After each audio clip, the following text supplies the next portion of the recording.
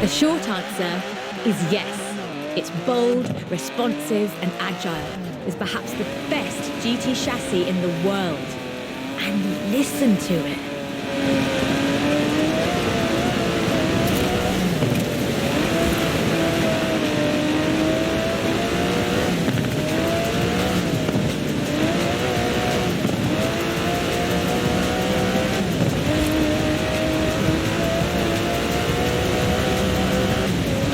Able to hit 60 miles an hour in 3.5 seconds, the DB11's 5.2-litre twin-turbo V12 boasts a top speed of over 200 miles an hour.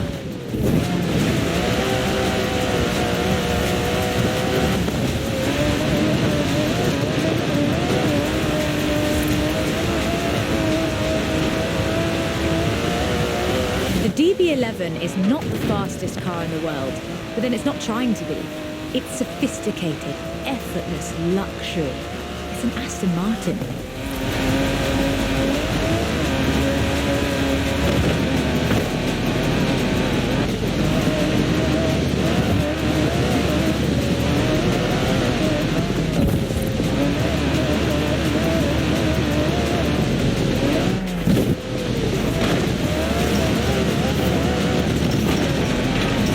The DB11's front strakes channel air to create a virtual spoiler, providing downforce without compromising the car's clean lines. Brilliant.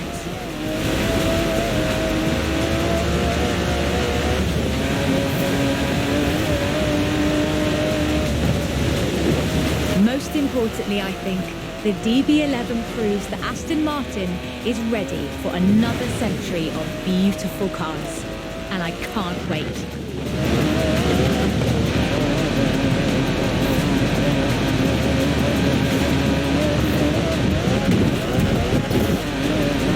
Beautiful as they are, Aston Martins are only one of many cars made in the United Kingdom. Let's see what else is out there.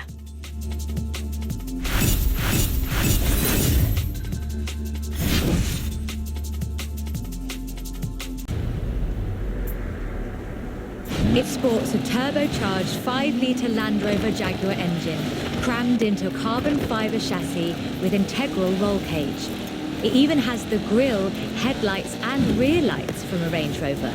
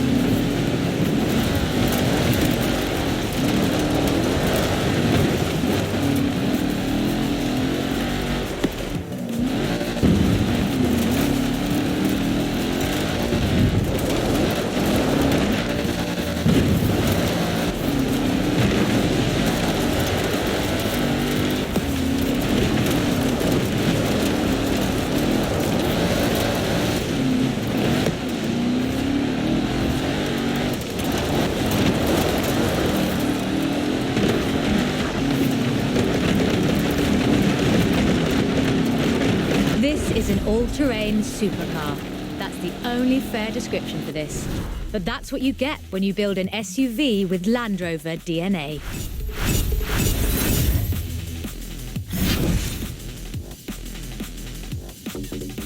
With instant, relentless acceleration, as you'd expect.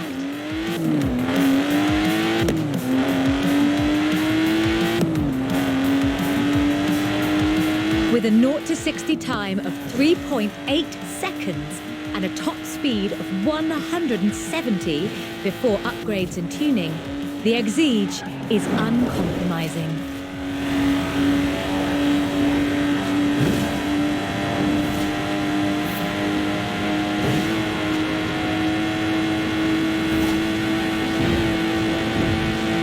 And there's no power steering, so you can really feel the road. A genuinely thrilling drive, and one that isn't afraid to demand you take it seriously. In 200 yards, turn left. Turn left.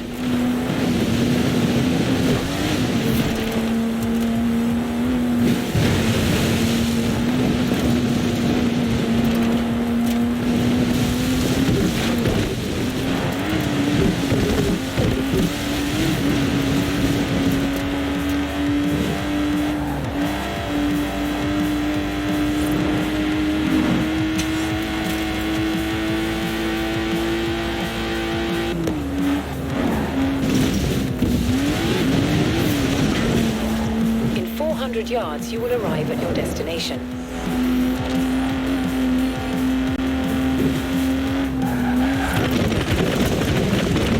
And with rumoured launches of 2 new cars in 2020, Lotus looks set to push the benchmark of the experienced sports car well into the next century. Wheel drive, the RS200 had perhaps the best suspension platform of any car of its era.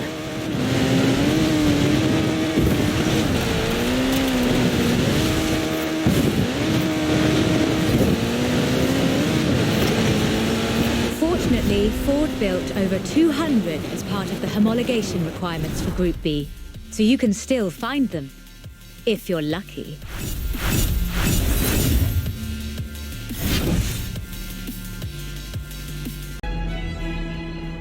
The Peel P50 has the dubious honour of being the smallest production car in the world.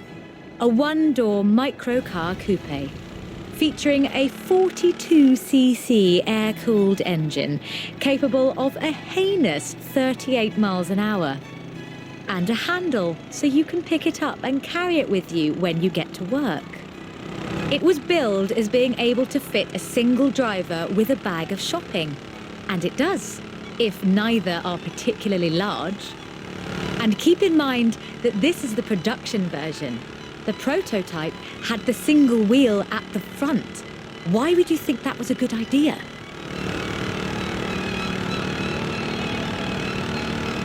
In 2010, though, production restarted at Sutton in Ashfield. So, if you'd like to own the modern incarnation of this, I suppose you can.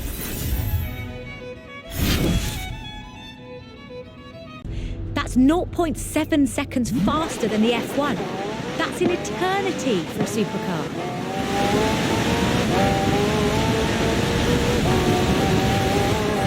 Turn around when it is safe to do so.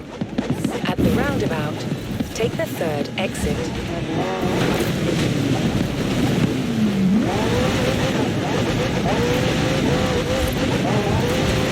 Turn around when it is safe to do so.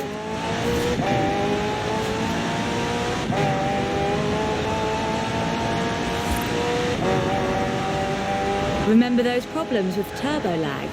McLaren solved that with the hybrid drive. While the turbos build pressure, the electric motor drives the wheels.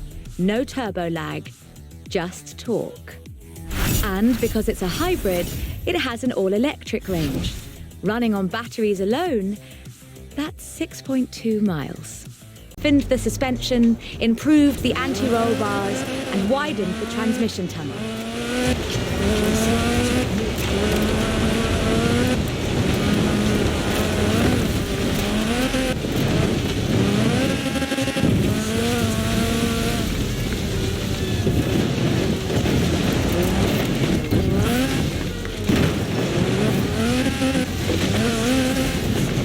The Lotus Sunbeam was revealed to the public in 1979 in Geneva to widespread praise in the motoring media.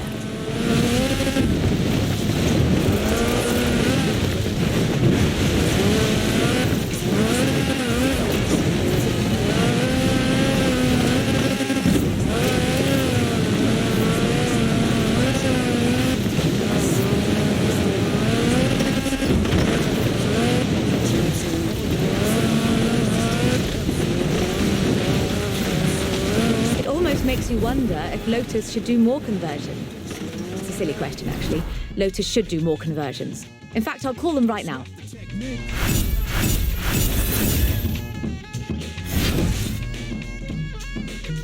Just D-type curves and the distinctive aero hunch behind the driving position. But like the E-type, it's not just a pretty face.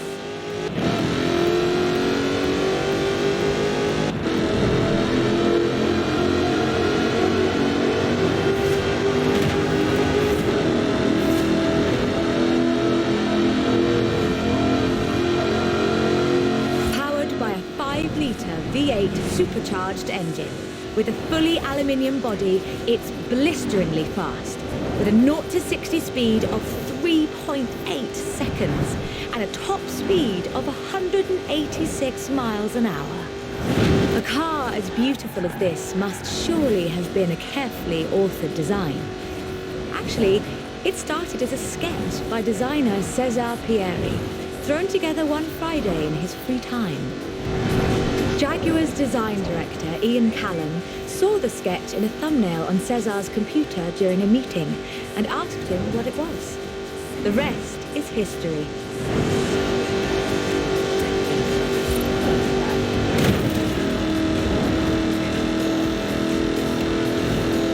"250 Project 7s were built, as both a successor to the E-Type and as a celebration of Jaguar's victories at Le Mans.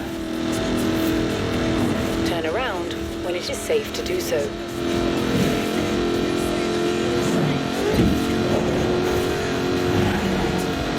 I think I speak for all of us when I say, thank heavens for Cesar's Friday afternoon doodle.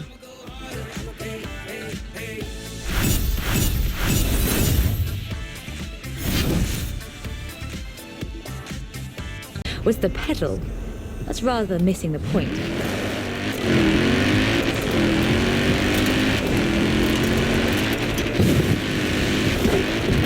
Turn around when it is safe to do so.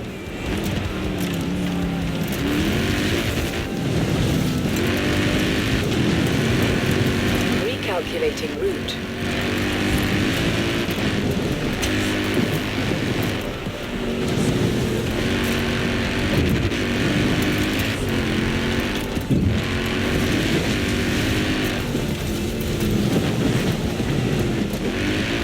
In 400 yards, turn left.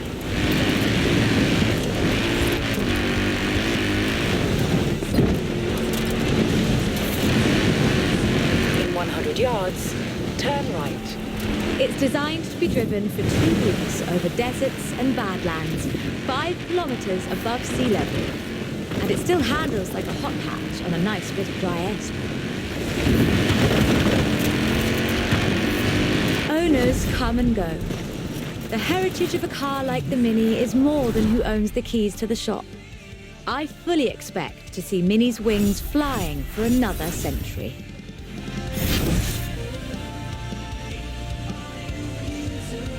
So, he handed the day to the Bentley Sixes. A gentleman racer indeed.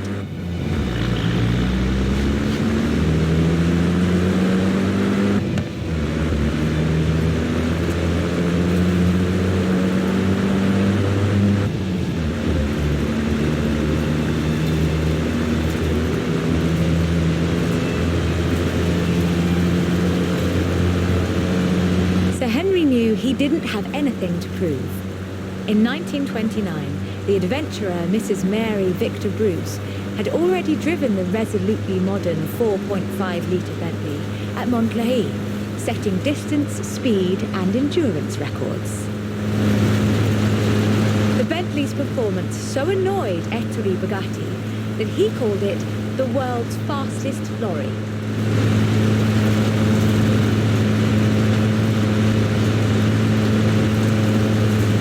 The blower had the last laugh, though.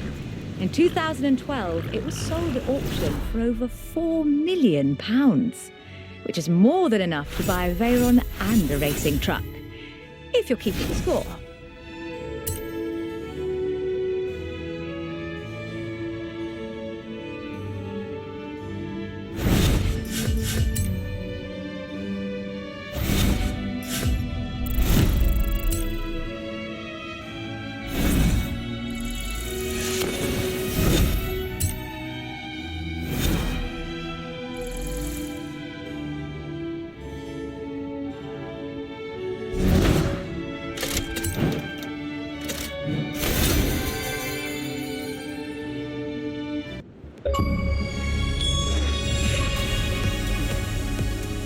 Like I told them, can't make a film about car culture around here without you in it, can they? I'll let you know if they need you back. Sounds like this documentary's gonna be pretty good, yeah? The bits with you and Beck in them, at least. Got a call from the producer. Said you couldn't have driven better if you tried.